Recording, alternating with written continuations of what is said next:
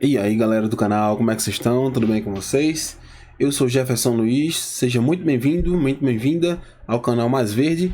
E no vídeo de hoje, pessoal, a gente vai entender aqui alguns sinais, alguns sintomas da diabetes, mas de forma específica à noite. Porque se você não sabe, ao longo do dia a diabetes vai estar dando alguns sinais, uns serão na urina ali, você vai urinar, principalmente os homens, né, que vai urinar e a bacia ali causa um pingo de urina e enche de formiga por algum tempo depois. E nesse caso aqui em específico, é alguns sinais à noite, e são sinais silenciosos que devemos tomar muito cuidado e ter muita atenção. E aí entra um quadro aqui específico para as pessoas que estão acima de 40 anos, né? Que a idade ali é a que eu chamo de idade perigosa, onde tudo acontece. Porém, nos dias de hoje, infelizmente, a nossa má alimentação, talvez até a partir dos 30 anos, você já deve tomar cuidado, observar o que você está se alimentando, a hora que você está se alimentando, enfim. Vamos aprender hoje aqui com o Dr. João Sório, ele que é endocrinologista, tá certo? E vai dar aqui 7 sinais. Ao longo do vídeo a gente vai tá batendo um papo aqui, eu vou estar dando minha opinião aqui, meu pitaco, né, de saúde, tá certo? E alguns recadinhos. Fica até o final do vídeo porque eu vou estar dando aqui um tratamento natural, tá? A partir desse livro aqui, ó, O Poder Medicinal dos Sucos e Shakes, do Dr. Jorge Pamplona. Dr. Jorge Pamplona, se você não conhece, ele é nada mais, nada menos que um PhD em medicina. Então, assim, é uma autoridade que vai falar, que eu vou ler aqui, né, o livro dele, e dá para vocês aqui um tratamento natural que ele deixou nesse livro dele. E, por último, a revista de saúde, uma revista gratuita que você pode pedir já a sua e vai chegar em torno de 20 dias na sua casa, tá? Que é a Máquina Humana, que é aqui, ó, da Rede Novo Tempo de Comunicação, totalmente gratuita, uma parceria que a gente está tendo com eles e vocês estão sendo beneficiados, tá bom? Dito isso, se você já é inscrito no nosso canal, você já sabe, já vai chegando, deixando o teu like, comenta aí embaixo o que é que você acha sobre esse tema em específico, o que é que você pensa sobre isso, se você tem algum diabético na família. Se você não é inscrito, por favor, assista até o final e se achar que merecemos, por que não se inscrever no nosso canal, não é? Então vamos lá. 7 sinais de diabetes à noite e 8 dicas de como melhorar isso, de como evitar esses picos de açúcar no sangue sem cortar os carboidratos. Olha só que proposta interessante desse vídeo. Além dos sinais, eu vou te falar também como melhorar. Lembrando que esse vídeo não substitui a consulta médica, então você vai me prometer que não vai parar de tomar nenhum medicamento só porque você está tendo acesso a essas dicas de um médico endocrinologista. Aqui é somente para complementar e te instruir e ajudar você no controle do diabetes. Vamos para os sinais e sintomas. O sintoma número 1 durante a noite é acordar para urinar. Você acordava uma vez, ou então você não acordava, e agora você teve uma mudança de padrão. Você está acordando 3 vezes, 4 vezes durante a noite para urinar. Então isso é um sinal de alerta que o açúcar no sangue pode estar elevado. Esse sinal aqui começa a acontecer quando os níveis de açúcar no sangue geralmente começam a ultrapassar 180 miligramas por decilitro ou então 10 milimol por litro. Alguns países usam essa medida, então eu sempre passo as duas medidas. E por que acontece isso? Porque os rins começam a eliminar a glicose para tentar compensar isso. E junto com a glicose, a água também é eliminada.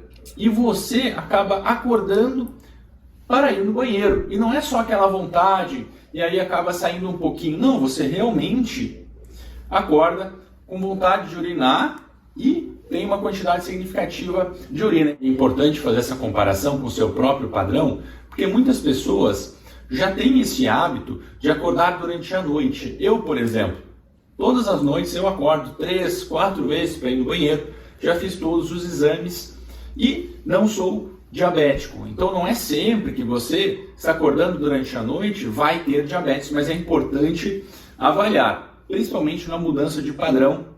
É um sinal sim de alerta. E o segundo sinal... E aí, assim, né, pessoal, uma excelente dica que a gente pode sugerir aqui para vocês é fazer uso do jejum intermitente, né? O jejum intermitente, nesse caso aí em específico, desse sinal aí que você pode estar passando na sua vida, vai matar dois coelhos numa cajadada só. Vai ajudar a regularizar as tuas taxas, mas não só de diabetes, tá? Como um todo, né? Colesterol, né? O LDL, o HDL, tua pressão arterial vai regular. Não é abaixar demais nem aumentar demais, ela vai regular, tá? Então, assim, o jejum intermitente, inclusive, como é algo assim que é gratuito, né? As pessoas não valorizam, infelizmente. Então, assim, só o fato de você pular 2 refeições, de preferência, apenas uma sugestão nossa, talvez um almoço e um jantar seria mais interessante, porque o café da manhã é a principal refeição, ou pelo menos deveria ser para você, né? Se você tiver tempo, obviamente, a gente está no mundo corrido, mas enfim, eu estou passando aqui o ideal, né? Que deve ser feito. Então, assim, se você pular o almoço e o jantar, vai tomar um café da manhã reforçado, tá? Isso vai ajudar muito a tua saúde e principalmente aí equilibrar a tua insulina, né? Os níveis de açúcar no teu sangue, tá? Vamos lá para o próximo sinal aqui do Dr. João. De diabetes durante a noite, eu vou destacar uma condição que é muito frequente, que é a apneia obstrutiva do sono. O que é isso? Muitas vezes você está dormindo e tem a sensação de estar sufocado, às vezes você acorda sem ar.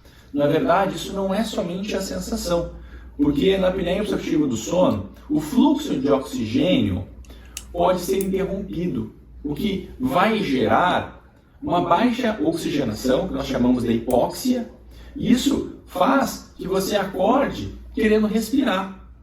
Então, na verdade, não é a sensação.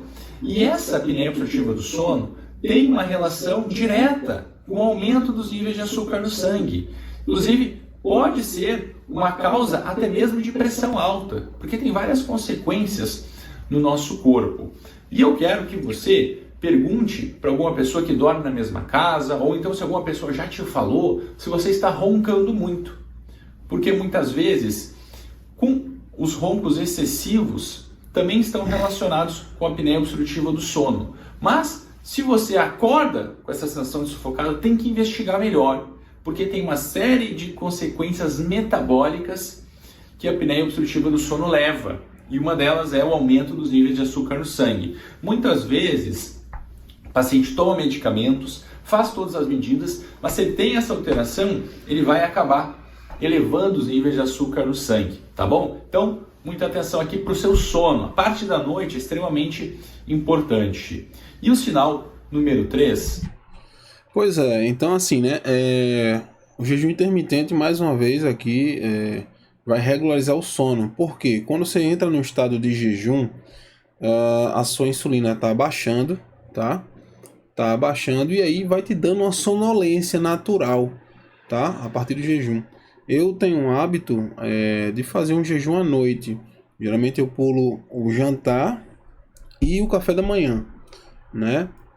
Mas, e aí quando eu pulo o jantar, no horário do jantar eu não comi, no caso eu passei a tarde, né? Almocei ali, talvez fiz um lanche rápido, acho que às 4 da tarde, 5 estourando. E aí quando deu o horário básico, assim, mais ou menos que eu janto com a família, e eu estou em estado de jejum, como a insulina baixou, me dá uma sonolência, né? Lógico que pode variar de organismo para organismo e tal, mas em regra, como a insulina está abaixando, você tende a ter uma sonolência, então você também vai corroborar para um sono de qualidade, né? Então é como eu falei no início, né? O jejum intermitente ele mata 2 coelhos na carteira só. Então até a segunda dica aí é o jejum intermitente mesmo. É muito interessante, muito importante, independente disso. Porque o tema nesse caso aqui do vídeo é sobre diabetes, mas o jejum intermitente ele resolve muitos problemas. É aquela coisa, é como se você tivesse um computador, né? E o teu sistema do teu computador precisa de uma atualização. Então ele vai resetar, né? Ele faz o reset da tua máquina e quando resetar ele dá aquele pump, né? Não sei se você percebeu que quando você desliga o seu computador e quando você reinicia, né? Reinicia, ele volta meio que mais rápido, dá um impulso ali.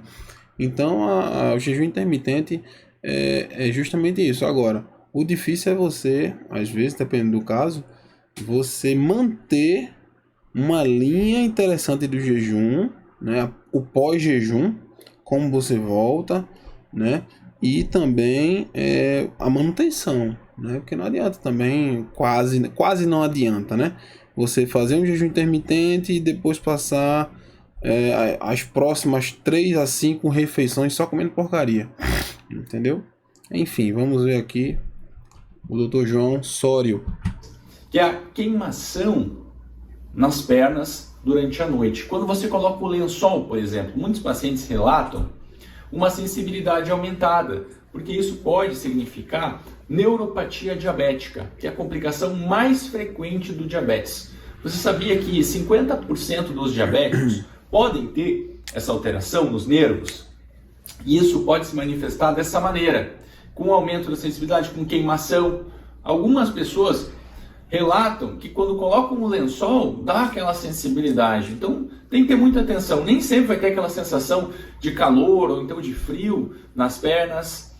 Com o passar do tempo, se você não prestar atenção nisso, aí sim pode ir progredindo até mesmo para a pessoa não sentir. Você já ouviu falar que o diabético tem uma frequência aumentada de amputações? Então, muitas vezes a pessoa tem essa alteração da neuropatia diabética, acaba tendo um machucado, uma ferida, e por também ter alteração no combate às bactérias, na cicatrização, isso acaba se proliferando. E até mesmo a casos extremos de ter amputação. Então, neuropatia diabética é extremamente sério, precisa de atenção. E durante a noite você consegue prestar melhor atenção nisso. E por que acontece? Porque os níveis elevados de açúcar no sangue podem danificar os nervos. E você tem essa alteração na sensibilidade. Eu quero destacar aqui também, como médico especialista em diabetes, que essa alteração pode acontecer em níveis pouco elevados de açúcar no sangue. Por exemplo, 110 miligramas por decilitro, ou então quem utiliza milimol por litro, seria no valor de 6,1. Ou seja, nós temos um limite pequeno aqui. Tem que dar atenção. Até mesmo, esses valores são valores considerados de pré-diabetes em jejum. Então, só para vocês verem que realmente diabetes é uma doença muito séria. Sinal número 4. Se você está acordando no período da noite, com suadores, tremores, parece que o travesseiro está molhado, está suando muito, palpitação, saiba que isso pode significar níveis reduzidos de açúcar no sangue, chamada hipoglicemia. Qual é o conceito de hipoglicemia? Quando os níveis de açúcar no sangue estão menores do que 70 mg por decilitro, ou então 3,9 milimol por litro. E por que isso tem relação com o diabetes? Você está perguntando. Isso é o outro extremo. Porque numa fase inicial, até mesmo alguns casos de pré-diabetes, nós podemos ter o que chamamos de hipoglicemia reativa.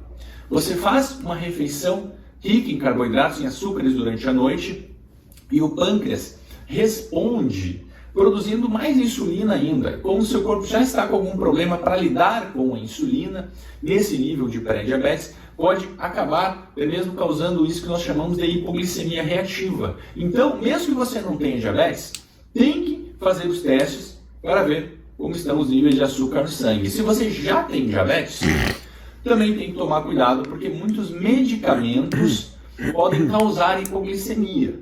Não somente a insulina. Geralmente, as pessoas acham que somente a insulina pode causar hipoglicemia, mas não, muitos medicamentos, até mesmo que alteram a produção de insulina, podem ter esse efeito. Então, o que eu sugiro que você faça? Se você está acordando suado, tremendo, com esses sinais e sintomas que eu mencionei, palpitação também, faça uma aferição dos níveis de açúcar no sangue nesse período, e aí você anota o resultado e na próxima consulta você mostra para o médico. Isso pode ser útil, até mesmo para ajustar o tratamento. Porque essa condição tem uma característica de causar uma hiperglicemia rebote. E que é isso? Os níveis de açúcar no sangue aumentam muito e você acorda com os níveis elevados.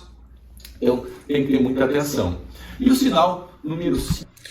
Isso aí eu nunca tinha ouvido falar, né? Aparentemente logo quando ele falou, achei que era algo muito grave, porque, tipo assim, sei lá, você acordar assim tremendo, né? Sabe? Então, aparentemente parecia algo... Era quando você tivesse tendo, tipo assim, um pico muito grande de glicose ali, e aí você tivesse mais... Mas é ao contrário, é o pâncreas ali tentando dar um boost ali, né? Dar o último suspiro, quase. Né? Então, a gente tem que ter cuidado com isso. E assim, basicamente o jejum intermitente, inclusive no final... Aliás, eu já vou dizendo aqui, uma fruta interessante para quem é diabético é o morango, tá?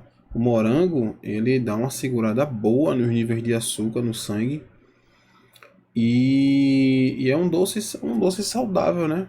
Para você, né? Tá? É uma dica interessante. Abacate também é uma fruta muito boa para diabéticos em específico, tá certo? E também o que você pode fazer em todo alimento, de preferência, né? Todo alimento doce no seu paladar, você colocar uma pitadinha de canela. De preferência, obviamente, a mais orgânica possível. Se você puder, aquela canela em pau, você triturar aquela madeirinha da canela, seria o ideal. Né? Mas se não, você pega aquele condimento mesmo de canela, né? Já tem algumas partículas de canela mesmo ali, né? Mas e aí sim, porque a função da canela, além de ser termogênica, né, que aí é bom para perda de peso, mas o foco não é esse, o foco é sobre diabetes. Ela barra a canela, ela consegue segurar. Por exemplo, se você não comesse canela, daria um pico bem rápido, né? Bem rápido do açúcar no teu sangue. Com canela ele já sobe mais devagar. E o fato dele subir mais devagar ajuda o teu corpo se preparar. Opa, tá vindo açúcar por aí. Então, o teu organismo já vai se preparando para receber aquilo e aí você não sofre tanto. Ou seja, se... entre aspas, né, o que poderia acontecer se você tivesse com um exame aqui para fazer um exame de sangue aqui na hora, um teste de glicose na hora, sem a canela e com a canela.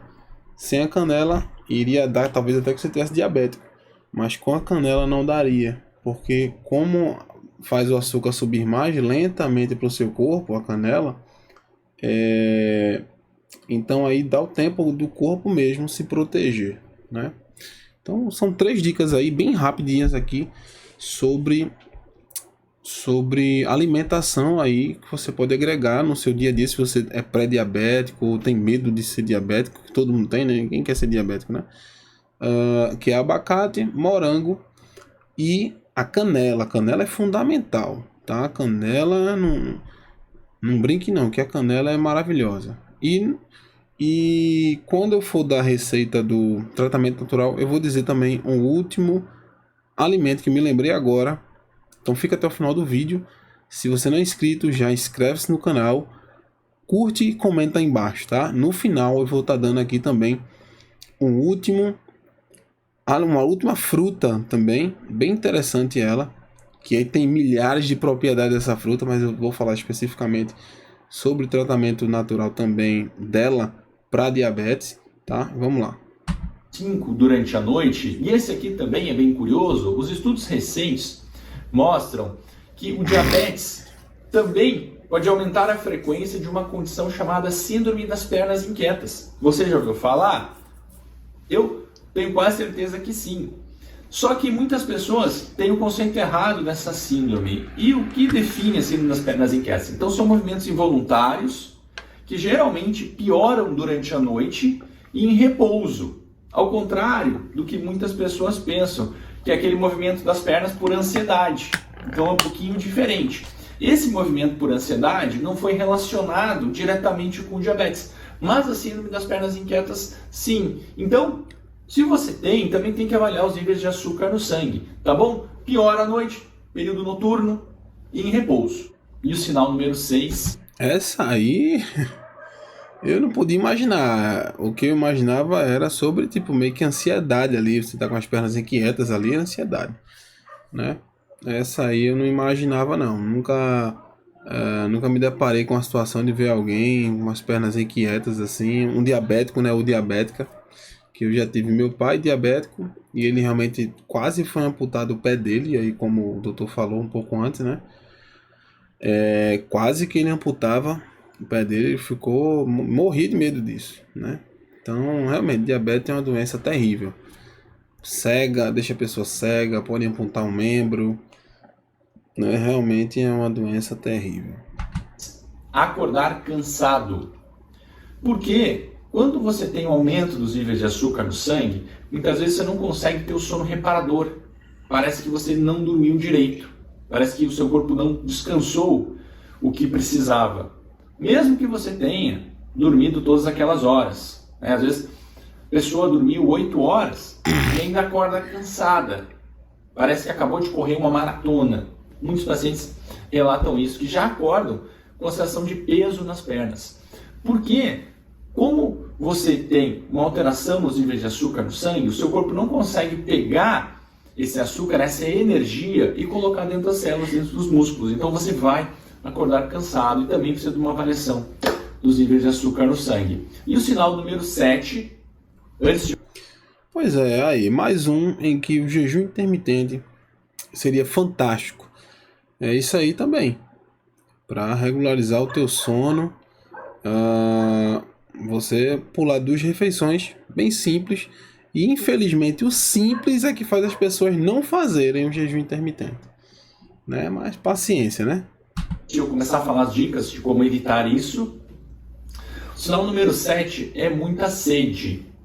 Por quê? Para tentar compensar esse aumento dos níveis de açúcar no sangue, uma das respostas é aumentar a ingesta de líquidos, justamente para tentar melhorar esses níveis. Então, se você nunca acordou para tomar líquidos, para tomar água, e agora está acordando 2, 3 vezes, teve uma mudança de padrão, também chama a atenção, porque isso pode ser diabetes.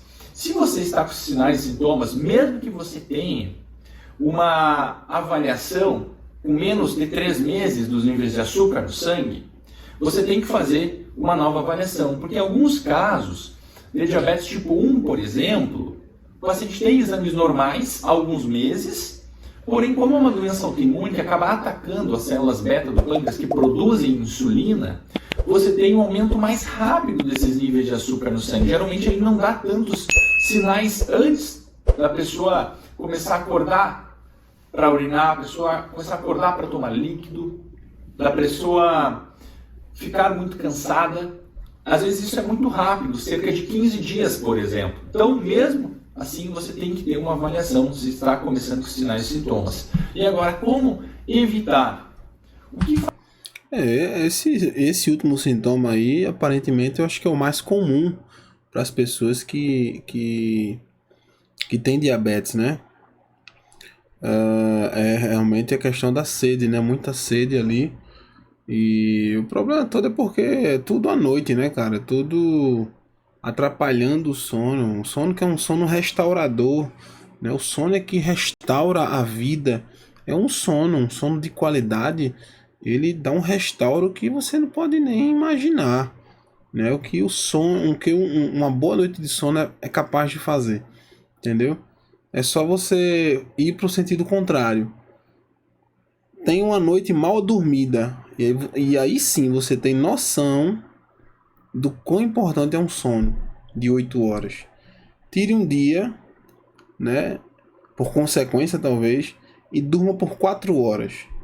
Você vai ver o quão irritante você fica todo mal-humorada, né? Como te prejudica isso na questão psicológica. Não tô nem falando interno, hein?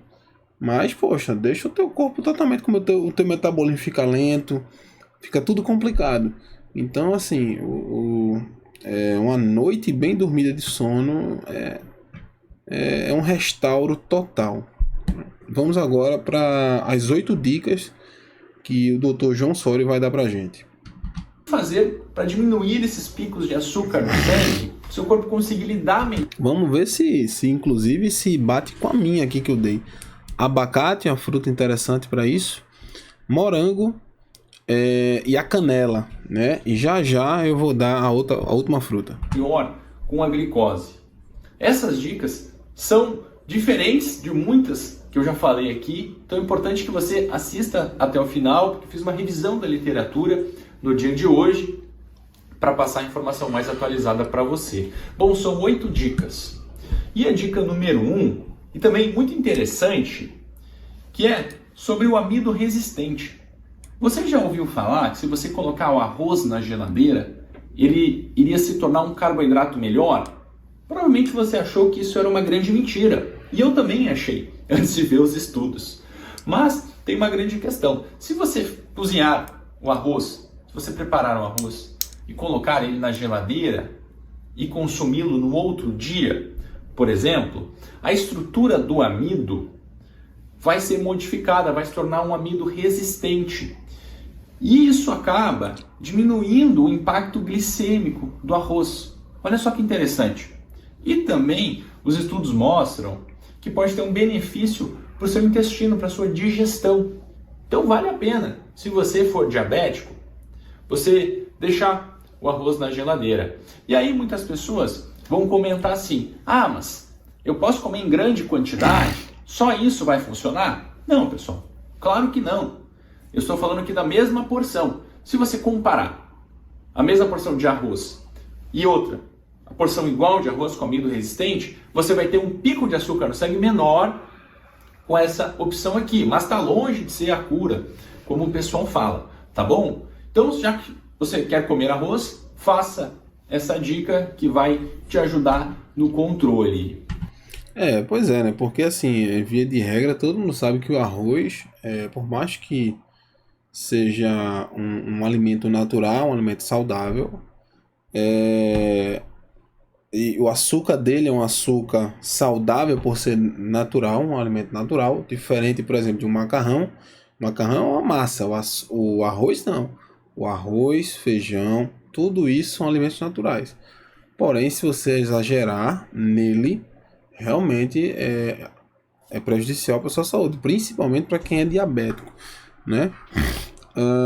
Mas aí eu nunca tinha ouvido falar também desse caso aí de você poder deixar o arroz virar pro dia seguinte, e aí ele fica mais, e ele é um açúcar resistido, né? Um amido resistido, como o doutor falou. Isso aí realmente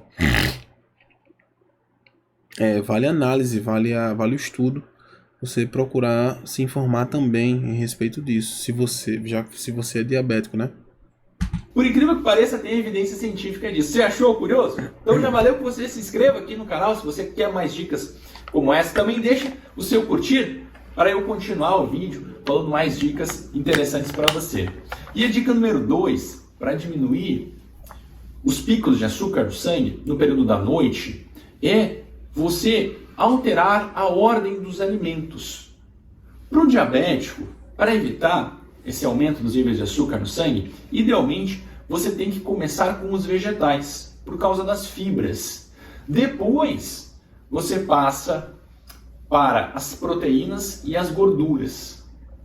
E número 3, aí sim, se você quiser comer um carboidrato, pode ser um arroz, uma batata, até mesmo uma massa, isso vai diminuir muito o impacto glicêmico. Se você comer só o arroz, por exemplo, ou só a massa, muitas pessoas comem só a massa, né? Só o arroz é difícil, mas só a massa é muito frequente. Então, se você fizer isso, você acaba tendo um benefício muito grande no controle dos níveis de açúcar no sangue, evitando esses picos de glicose. Eu sei que muitas pessoas vão falar assim: ah, mas é melhor comer o carboidrato primeiro. Sim, pode ser que seja o seu gosto, tá bom? Não vamos discutir o gosto aqui. Só que para a saúde, para a questão do diabetes especificamente, é melhor que você faça isso, porque as consequências do diabetes também não são nada boas, não é mesmo? E a dica número 3. Rapaz, isso aqui que ele falou, se você parar para analisar realmente, porque assim, o carboidrato, o bom do carboidrato, na verdade, é que você consegue queimar ele mais rápido. Porém, o assunto desse vídeo é sobre diabetes, então você tem que evitar carboidratos, mesmo até os naturais. Você tem que evitar, né, com moderação, tá? E em especial à noite para dormir, porque você não vai, porque é aquela coisa, carboidrato é para se queimar. Se você é de manhã, o café da manhã e o almoço, o carboidrato, beleza, porque você vai ter horas e mais horas ainda de atividade ali no longo do seu dia, sei lá, você vai para academia, você vai resolver uma coisa, você vai no centro da tua cidade, enfim, você vai fazer atividade, você vai gastar, vai queimar aquele carboidrato, né? Mas se você tá num jantar, realmente tem. E assim, isso aí que ele falou é muito interessante, porque o que me chama a atenção, na verdade, é porque isso é uma coisa lógica. Não é uma coisa que, tipo assim, sei lá, precisa ser um médico para te explicar isso. É só você realmente raciocinar, né? Se você parar para analisar, né? Ele falou isso aí, mas realmente, se você é uma lógica, né? Se você, pô, realmente, o carboidrato eu deixo pro café da manhã, pro almoço, e no jantar, até se possível, nem como carboidratos. Eu vou só na proteína, né, vitaminas e tal, e nos demais. Mas carboidrato, se puder não comer, é melhor, né, no jantar, né, que é a última refeição. Para evitar os picos de açúcar no sangue, é sobre o vinagre. Muitas pessoas falam do vinagre de maçã. Pode ser o vinagre de maçã? Pode. Mas outros vinagres também, com ácido acético, está sendo estudado por melhorar a digestão dos carboidratos. E aqui eu não estou falando de tomar o vinagre puro, porque isso pode prejudicar os seus dentes, por exemplo, mas se você colocar na salada, os estudos mostram que as pessoas que consumiam vinagre, que colocavam vinagre na salada, por exemplo, tinham um benefício adicional ainda. Olha só, que curioso. Eu falei que esse vídeo aqui era com dicas novas, com dicas que têm comprovação científica e que fogem um pouco daquelas usuais que você está acostumado. Bom, e qual seria essa dose do vinagre? 60 ml de vinagre por salada. Não é o vinagre que você vai tomar. De novo, cuidado com isso, tá bom? Você não vai consumir todo esse vinagre. Mas eles viram que as pessoas que colocavam 60 ml na salada tinham esse benefício. Se você está nos Estados Unidos e utiliza outra medida, a medida por onças, saiba que esse valor é equivalente a 2 onças de vinagre. Olha só o ácido acético, os benefícios que tem. Eu gosto muito. Eu gosto do vinagre balsâmico. E você? Qual vinagre você mais gosta? Escreve aqui nos comentários. Eu sei que tem muita gente que gosta do vinagre de maçã. E a dica... Pô, assim, né? Sobre vinagre de maçã, meu amigo, aí realmente vinagre de maçã, por mais que eu use, que eu já comentei aqui no canal, mas o vinagre de maçã realmente passou despercebido na lembrança que realmente o ácido acético ele é fantástico contra a diabetes também. Então aí o doutor até me ajudou, né, a lembrar do vinagre de maçã contra a diabetes, né? O vinagre de maçã, inclusive, ele falou aí sobre 60 ml, uma colher de sopa, inicialmente, se você nunca experimentou, sabe, tem alguma restrição para você, alguma coisa assim, então você inicia com uma colher de sopa, não tem problema nenhum nele. Ele é ótimo para tua saúde. Dê preferência para o vinagre de maçã orgânico, que seja com vidro escuro e que tenha uma gosminha embaixo dali do frasco, que aquela gosminha são os micronutrientes ali, são organismos vivos que estão ali, tá? Os que não têm aquele organismo vivo ali, ele já perde um pouco a qualidade, não que seja péssimo, mas você deve tomar. Inclusive o vinagre de maçã, dos vinagres, ele se não o melhor, é quase o melhor. O único que não presta é o vinagre de álcool. Isso aí não presta para nada. Pode jogar fora, que serve para limpeza da sua casa, alguma coisa assim, mas pro teu corpo, a priori, não serve para nada, tá? Então o vinagre de maçã, realmente, eu tinha esquecido do vinagre de maçã. É uma ótima pedida contra diabetes, tá? Pré-diabetes, enfim. Então aí, ó, já vai uma lista, quase uma lista aí, vale a pena você anotar. Jejum intermitente, morangos, abacates, vinagre de maçã. Agora, poxa, teve mais um. Acho que daqui pro final, acho que eu lembro. O número 4, para você evitar os picos de glicose durante a noite, sem cortar os carboidratos, é você evitar os carboidratos puros. Somente o carboidrato, por exemplo. Muitas pessoas gostam de comer banana antes de dormir. Se você for comer, coloca um pouquinho de fibra, por exemplo. Ou, então, se você for comer batata, por exemplo, coloca um pouquinho de proteína. Se você for comer um pão, claro, não precisa abrir mão totalmente do pão, mas então coloca uma proteína, coloca ovos, que isso vai evitar esses picos de açúcar no sangue. E a dica número 5, para evitar os picos de glicose, é cuidar os carboidratos de alto índice glicêmico. Por exemplo, se você gosta de comer sucrilhos, pão branco ou até mesmo arroz, como é o caso que eu mencionei, se você trocar por grãos, cereais integrais, também são bem gostosos, pão integral, pão com grãos, e trocar o arroz por batata doce, até mesmo por batata inglesa, por exemplo, você vai ter uma melhor absorção desses carboidratos, vai evitar aquele pico de açúcar no sangue. Então, escolha alimentos, carboidratos com menor índice glicêmico. O mesmo vale para as frutas. Muitas pessoas falam que as frutas são proibidas para os diabéticos, mas não, você tem que ver o índice glicêmico, conhecer os alimentos, aí que entra também o conhecimento sobre diabetes. Por exemplo, o caso da banana, trocar por uma goiaba. Se você for consumir uma manga, trocar por morangos. Veja uma opção. Olha aí, ó, morangos. Ele me copiou agora, hein? Morangos, olha, tá vendo? Então é isso, pessoal. É realmente porque assim, ele falou aí. Eu vou voltar rapidinho. Não, vamos ver de novo, vamos deixar ele terminar essa última dica que eu vou falar aqui.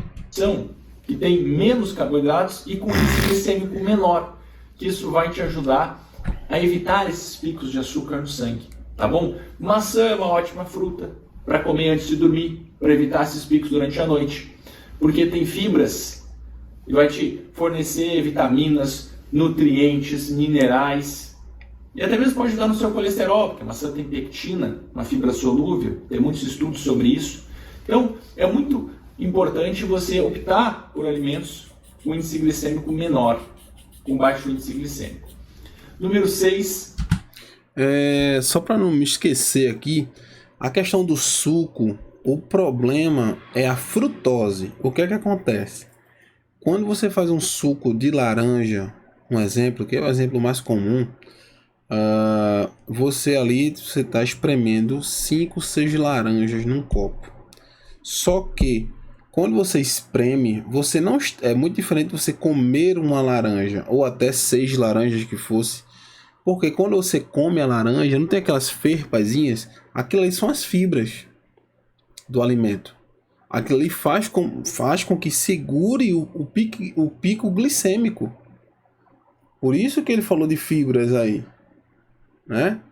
E aí, ele falando em fibras, eu me lembrei de outro alimento também que ajuda também, aveia. Aveia e as fibras insolúveis, as fibras solúveis, como chia, semente de chia, psyllium, entendeu? E no caso de chia e psyllium, antes das refeições, né? A aveia você pode colocar junto ali, a preferência, né? No caso do psyllium e da chia, que seja antes das refeições, para dar saciedade e também ajudar esse pico glicêmico.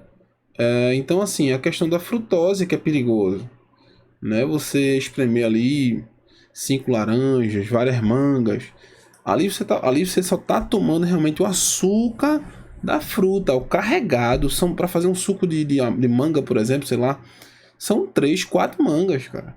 Então aí esse tipo de frutose é perigoso. Se você é diabético, realmente não tome. Mas você comer de preferência de manhã, que ainda vai queimar ao longo do dia.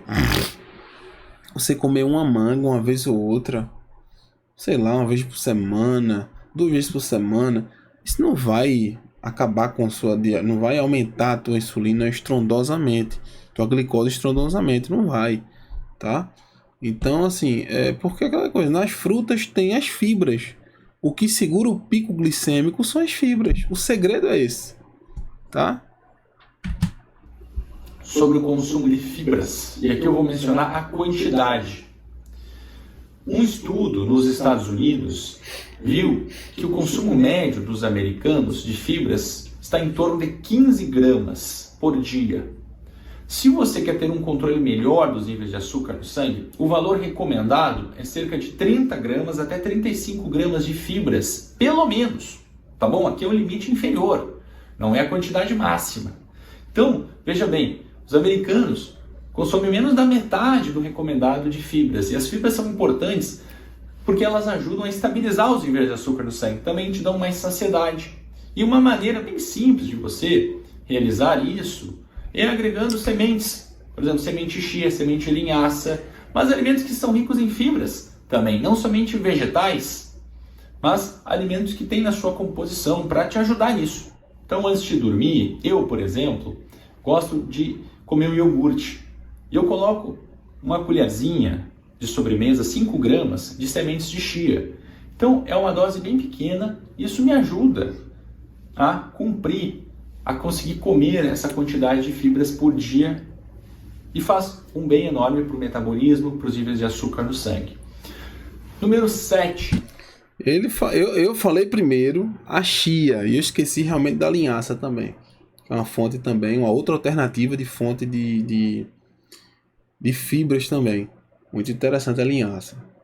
E aí, doutor, não sei se você vai assistir esse vídeo, mas dê preferência a utilizar as fibras e principalmente as solúveis, que é a chia, psyllium e outras aí, mas só me lembro de cabeça agora essas duas, antes das refeições, tá?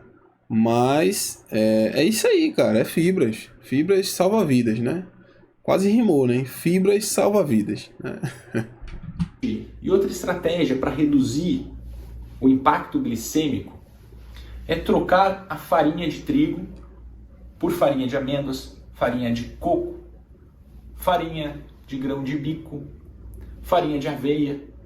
E muitas pessoas estão pensando, mas eu ouvi falar que aveia não é muito bom para quem tem diabetes. E sim, isso é verdade. A maior parte da aveia é composta de açúcares, de carboidratos. Mas aqui eu estou comparando com a farinha de trigo.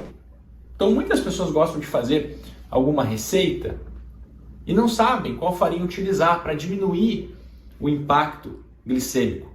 E você pode realizar essa troca. Eu particularmente não gosto muito de alimentos com farinha, então eu prefiro evitar. Agora, se você fizer questão de comer, aí vale a pena você trocar a farinha de trigo por alguma outra dessas que eu mencionei. Isso vai diminuir o impacto glicêmico. E a dica número 8. Pois é, né, cara? Lógico que o ideal, a melhor que tem, a melhor fibra que tem é o psyllium. Não existe outra. Ela é fortíssima, dá uma saciedade monstro. Então, assim, e ajuda muito nessa questão de diabetes aí.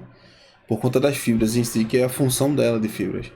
Mas, pô, se você tá entre a cruz e a espada, pô, vai de aveia. Entendeu? Pô, a questão é o trigo, é não sei o que, só bomba.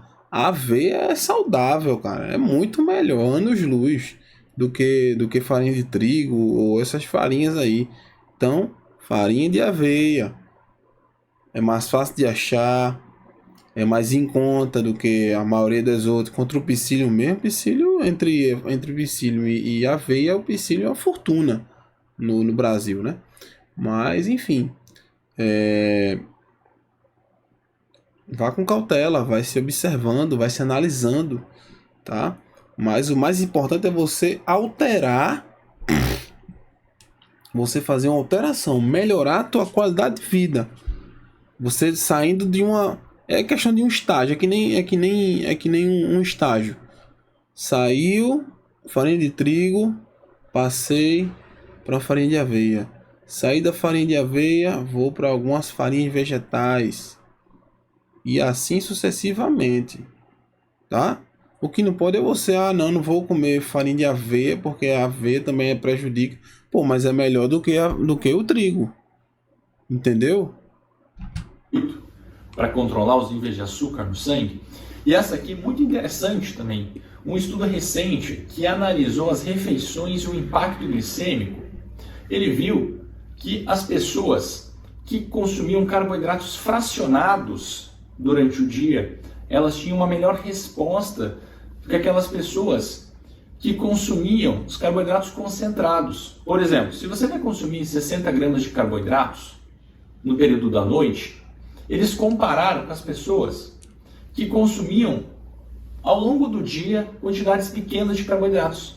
E essas pessoas conseguiam lidar melhor com esse carboidrato, que mostra que se você evitar os carboidratos o dia todo, e no período da noite, que geralmente é o período que dá mais vontade de comer carboidratos, por toda aquela questão do ciclo circadiano, dos níveis de cortisol, muitas pessoas relatam isso também. Você sente durante a noite vontade de comer mais carboidratos? Então, esse estudo viu que essas pessoas que concentravam os carboidratos durante a noite lidavam de uma maneira pior com esses carboidratos. O que sugere que se você fracionar durante o dia, mesmo que seja a mesma quantidade, a mesma caloria, para os níveis de açúcar no sangue, isso vai ser mais benéfico. Você gostou dessas dicas? E dos sinais e sintomas? Pois é, pessoal. Como vocês podem ver aí, são as dicas aí. Coincidência ou não, eu não assisti esse vídeo todo, tá? Eu assisti junto com vocês aqui, só o comecinho ali que eu tinha assistido, mas deu um problema aqui na internet. Acho que até os 5 minutos, 9 minutos, alguma coisa assim. Mas o final, eu não sabia desse final não. E as mesmas dicas que eu dei aqui primeiro, ele deu também. Não é? Maravilha. Se você não é inscrito no nosso canal, já chega se inscrevendo, tá? Isso nos ajuda demais.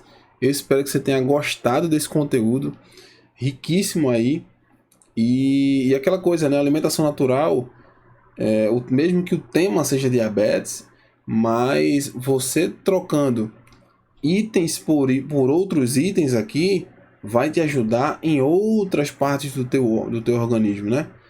Como as fibras mesmo, elas ajudam literalmente ali o intestino a regular as tuas fezes, a você perder peso. Então, assim, é uma cadeia como eu costumo dizer, o corpo humano, ele é um circuito, cara. Ele é um circuito. Você combate a diabetes aqui, mas já vai te ajudar no teu metabolismo ali, e as fibras já vão ali embaixo, ali no intestino, e ativa o teu cérebro também. Então, é maravilhoso, né? A alimentação natural, a alimentação saudável, ela é maravilhosa. Agora, vamos para o tratamento natural, tá? Deixa eu pegar aqui nosso querido livro O Poder Medicinal dos Sucos e Shakes, do Dr. Jorge Pamplona, tá? E eu vou pegar uma bebida aqui.